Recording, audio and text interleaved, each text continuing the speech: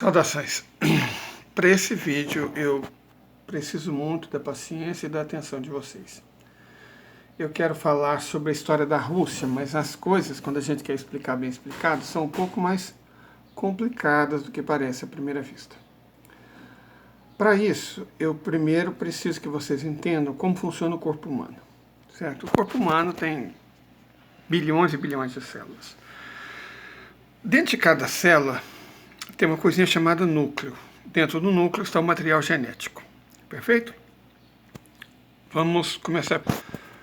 O material genético é condensado nos cromossomos. Dentro desses cromossomos existem os haplogrupos, certo? Que condensam partes do material genético que a gente herda tanto do pai quanto da mãe. Vou ler a definição da Wikipédia em inglês, que é muito boa. Presta atenção no que é um haplogrupo. É uma combinação de alelos em diferentes regiões cromossômicas que estão intimamente ligadas e que tendem a ser herdadas juntas. Como um haplogrupo consiste em haplótipos semelhantes, geralmente é possível prever um haplogrupo a partir de haplótipos. Haplogrupos pertencem a uma única linha de descendência, então você herda do pai ou herda da mãe. Como tal, a participação de um haplogrupo por qualquer indivíduo depende da proporção relativamente pequena de material genético possuído por esse indivíduo, certo? Então vamos lá. Modo geral, nós temos, quando a gente está estudando os haplogrupos, nós temos os haplogrupos do cromossomo Y que são herdados por via paterna. Por que via paterna? Porque só homens possuem o cromossomo Y. E o haplogrupo do DNA mitocondrial é herdado apenas da mãe. Por que da mãe? Entenda o seguinte, a concepção funciona quando um espermatozoide entra dentro de um óvulo e eles formam um embrião. Quando o espermatozoide entra, ele praticamente só deixa o material genético, certo? Dele. A energia é produzida pela mitocôndria que está dentro do óvulo. Então, todos os seres humanos têm o seu DNA mitocondrial a partir do óvulo, ou seja, herdado da mãe. Perfeito? Então, basicamente, a gente precisa saber disso. Cromossomo Y herdado do pai e DNA mitocondrial herdado da mãe, sempre. Tome isso como referência.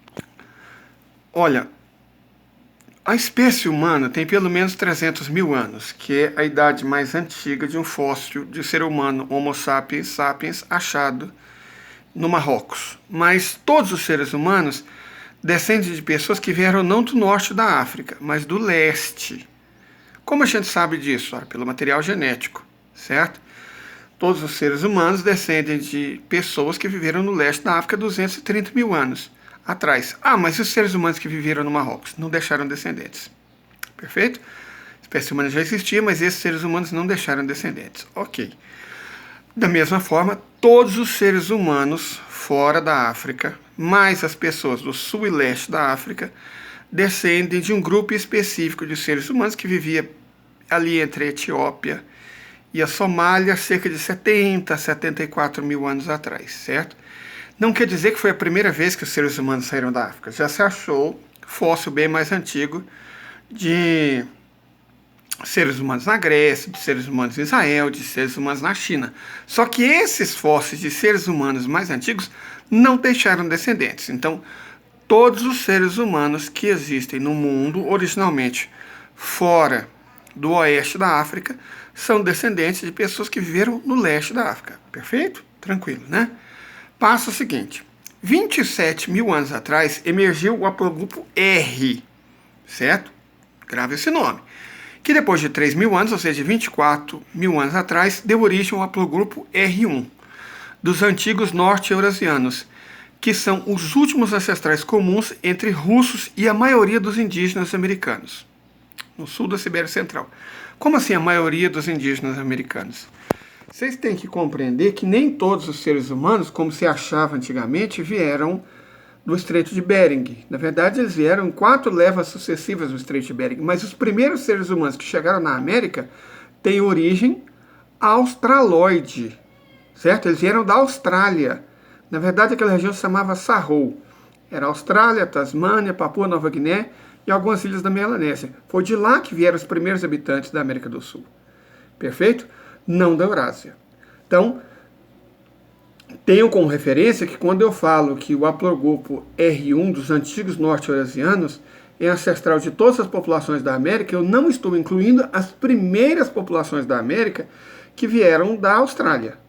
Estou incluindo as que vieram depois. Bom, vamos continuar. O caminho que levou esse haplogrupo primeiro, original, basal dos seres humanos, até aonde surgiram os antigos norte-eurasianos foi bastante complexo. Eles saíram da África, foram para a Península Arábica, de lá foram para a Ásia Central. Os que foram para a direita, ou seja, os que foram para o leste, acabaram nas Américas.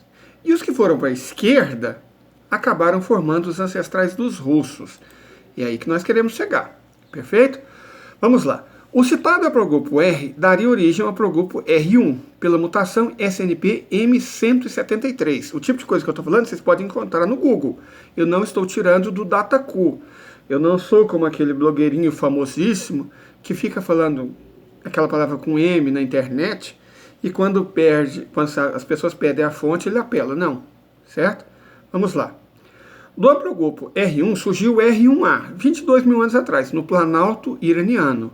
E o R1B, entre 18 e 15 mil anos, mais próximo do Cáucaso. Esses dois grupos seriam fundamentais para a origem do povo russo. Perfeito? Vamos lá. A origem do povo russo está conecta, como eles são basais dos indo-europeus, certo? Indo-europeus, basalmente surgiu na fronteira onde é hoje a Rússia e o Cazaquistão, certo? Então, da cultura Yamaya. A cultura Yamaya proto-indo-europeia é a que nos interessa mais. Foi uma mistura de caçadores-coletores de origem R1A do leste europeu com a população caucasiana de caçadores-coletores R1B, mais basal, que resistiu à ultimidade do gelo no Cáucaso, em isolamento aparente. Graças à interpretação dos genes, sim, a gente pode saber, tem gene para olho azul, gene para olho marrom, gene para pele clara, gene para pele escura. Então, analisando o DNA, você pode saber como era a aparência das pessoas, perfeito? Então, graças à interpretação dos genes, sabemos que esses ancestrais Yamaya dos antigos russos, dos antigos proto-indo-europeus, eram europóides, ou seja, tinham uma aparência um pouco mais europeia, só que mais morenos. Olhos castanhos escuros e cabelos ondulados. Era uma coisa parecida com os que são os gregos, os tchetchenos, certinho? E à medida que foram para o oeste, os Yamayas se misturaram com populações locais, principalmente uralo-altaicos, vindas de onde hoje é a Finlândia, certinho? E eles ficaram mais claros. Tanto que 5 mil anos atrás, os ancestrais dos russos já eram pessoas brancas, já andavam de cavalo, isso foi importantíssimo para o desenvolvimento da civilização deles, dominavam a agricultura e a metalurgia, mas em essência eram fundamentalmente povos guerreiros. Os indo-europeus, esses ancestrais dos russos, enterravam seus líderes mortos nas famosas kurgan. Por quê? Eles viviam nas estepes planas. Para marcar onde os líderes estavam enterrados, eles tinham que fazer uma estrutura que parecia um monte, cavavam por baixo, como se fosse uma pirâmide de terra. Perfeito? Isso faz sentido na medida que, repito, as estepes eram planas e esses povos eram essencialmente nômades. Ah, mas eles não praticavam agricultura? Sim, apenas numa determinada época do ano, quando chovia. Perfeito? Vamos lá. Então agora a gente tem uma ideia da genética que deu origem ao povo russo. Perfeito? R1B mais R1A. R1A que veio do leste europeu, da Eslováquia, mais propriamente. E R1B que veio da região do Cáucaso. Depois esse povo se misturou com pessoas que vieram de onde hoje é a Finlândia. São pessoas de origem mais siberiana, correto? E aí formaram um povo branco, que eram os ancestrais dos russos. No próximo vídeo eu vou começar a falar da evolução cultural dos russos, ok? Até!